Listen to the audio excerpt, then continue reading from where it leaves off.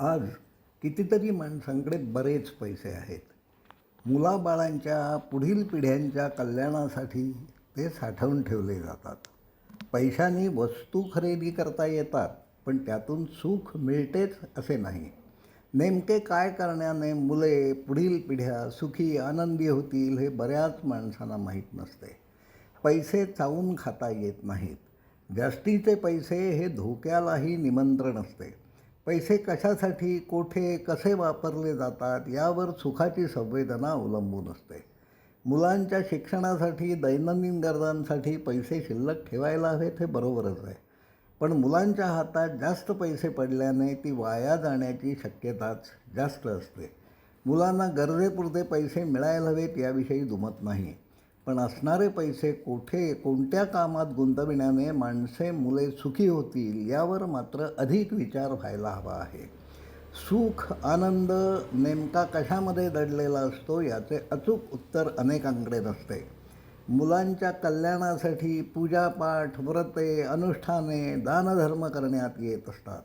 त्यामुळे मुलांना सुख मिळते का माहीत नाही. ही धार्मिक कृत्ये मुलांना पटतात, आवडतात असेही नाही. पण पूजाविधी, सहस्रावर्तनासारखी धार्मिक कृत्ये करणे गेली शेकडो वर्षे चालू आहे. पुढेही हे असेच चालू ठेवायचे का हे विचारण्याची वेळ आता आली आहे. वेगाने बदलणाऱ्या काळाबरोबर नवीन धर्मकल्पना रूढ व्हायला हव्यात. किंबहुना न दिसणारा देवही तसे सुचवीत असावा. तर्काला, बुद्धीला पटतील असे नवीन धर्मनियम तयार व्हायला हवे आहेत. ते नेमके काय असतील यावर माणसांमध्ये संवाद व्हायला हवा. या अशा संवादासाठीच समूह मनाची निर्मिती करायची आहे.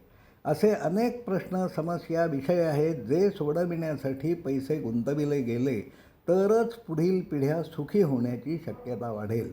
वेगाने होणारी मातीची धूप हा त्यापैकी एक अत्यंत महत्त्वाचा विषय आहे. भूपृष्ठावरील माती वाहून जाणे या विषयावर प्रकल्पामार्फत अनेक सादरीकरणे यापूर्वीही बनविण्यात आली आहेत. ही वाचल्यानंतर त्यावर एक सूचना प्रकल्पाकडे पाठविण्यात आली होती. अन्नपिके ही मातीच्या आधारावरच घेतली जात असतात. पुढील पिढ्यांचे कल्याण व्हायला हवे असेल तर मातीची ही धूप रोखायला हवी. भूस्खलनामधून बरीच माती वाहून जात आहे. ती थांबविण्यासाठी जे काही करणे शक्य आहे त्यावर पैसे खर्च करणे हा नवीन युगाचा धर्म असेल. हे काम वैयक्तिक स्तरावर स्वतःच्या कुवतीप्रमाणेही करता येईल. कोसळणारे पावसाचे पाणी उताराच्या दिशेने वाहून जात असते. गुरुत्वबलाने घसरणारे पाणी जवळचा उतार शोधते किंवा तयारही करते. जवळचा उतार शोधताना त्या ठिकाणची माती ढकलून नेली जात असते.